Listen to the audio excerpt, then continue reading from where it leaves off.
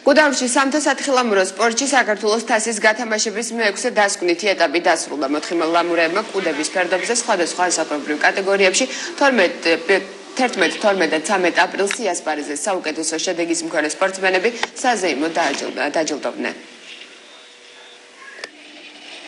ტრადიცია უკვე მესამე წელია, რომ ყველა ეტაპის ბოლო ფინალური ეტაპი არის ხოლმე თეიმურაზ აბუთიძის სახელობის წელსაც. ეს არ იყო გამონაკლისი აბუს სახელობის ტურნირი ჩატარდა სპეციალურ სლალომსა და გიგანტურ სლალომში. 2012-2013 წლის საშეჯიბრო სეზონი მორჩა დღესდღეობით გუდაურში. ბოლო ეტაპი იყო აბუს სახელობის ეტაპი.